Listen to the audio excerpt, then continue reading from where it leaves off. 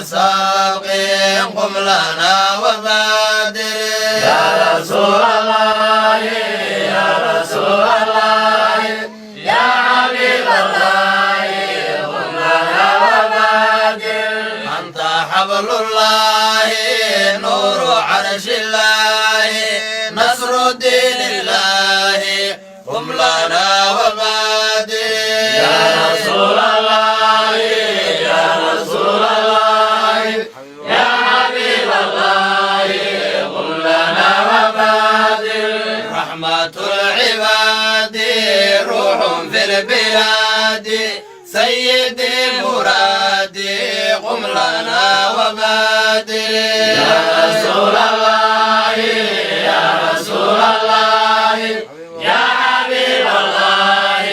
قم لنا وبادر شافع الأنام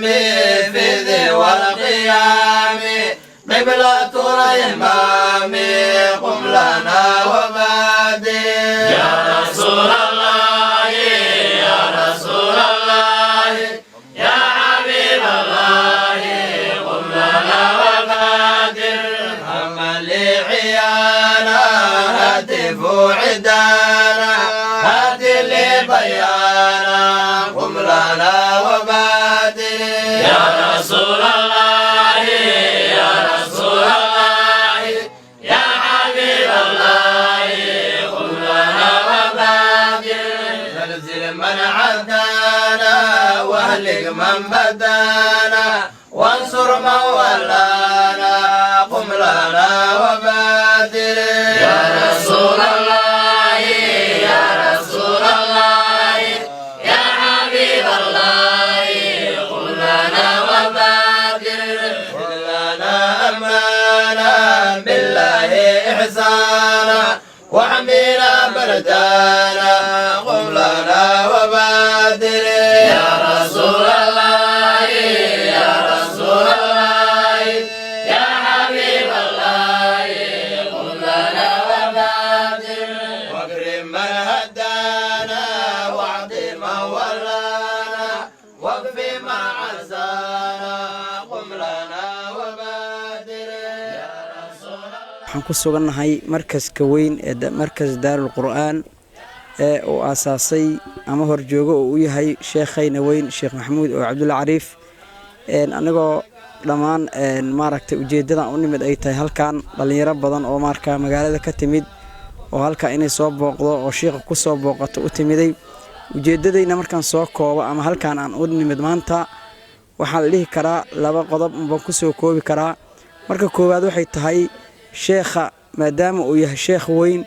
oo maaragtay acyaantii culammada soomaaliyeed ka mid ah waxaan aad iyo aad u jeclaysanay inaan soo booqanno maadaama qof weli weyn oo wanaagsan oo saalixa uu yahay mujaalasatu saalixiin wax badan baa laga helaa dadka saalixiinta oo markaas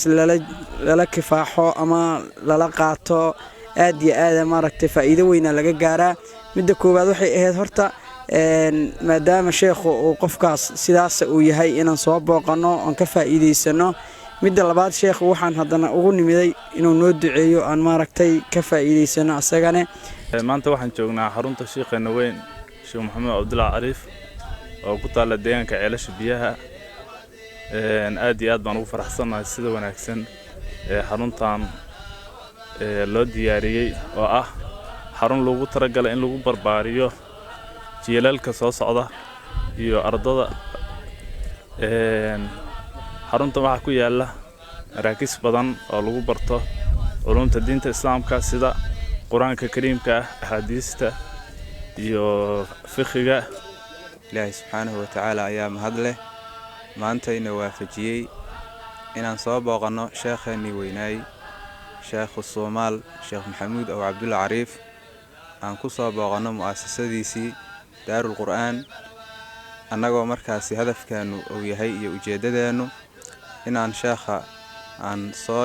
booqanno oon ka soo ducaysano oon ka soo qaadanno wasiyaad iyo dardaaran iyo sidii markaasi maadaama uu yahay sheekh muddo badan diinta islaamka u soo khidmaynayay inaan ka soo faa'iidaysano manhajka diiniga ah iyo daraasada islaamka aan ka soo qaadanno nibraas aan ka dhiganno iyo inaan soo aragno meesha waxbarashada ka socota iyo daraasada ka socota iyo khayrkaas asagana aan u duceyno ilaahay subxaanahu wa tacaala inuu hamigiisa iyo hadafkiisa ilaahay uu u xaqiijiyo rumaantii sheekhu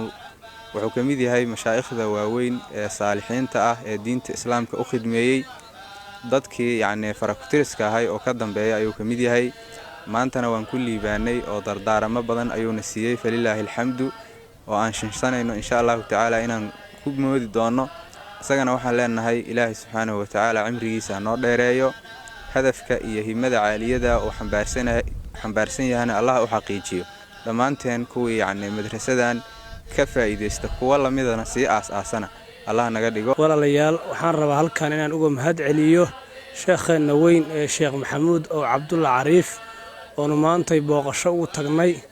isagoo ku sugan markaskiisa weyn waxa weeye mu'asasada daarulqur'aan ah sheekhu wuxuu noo qaabilay si aad u wanaagsan wuxuu noo lumiyey waqti dheer saad ogtiinba waa mashquulsan yahay waa mudaris shaqo u hayaa madarasada oo qaybta qur-aanka iyo qaybta waxa weeye maadiga aqsaan badan ay ka kooban tahay qayb maadiya qayb quraana haddana wuxuu ku guda jiraa dhismaha masjidka weyn ee masjidka la yiraahdo daarul qur'aan marka sheekhu asagoo intaasoo dhan oo mashquula ku jira ayuu maanta wuxuu noo huray inuu na qaabilo annagoo dad iska dhalinyaro yaryara ah oosan wax shuruuda nagu xilin وصلي وسلم وعظم وكرم على مصطفاكم جزل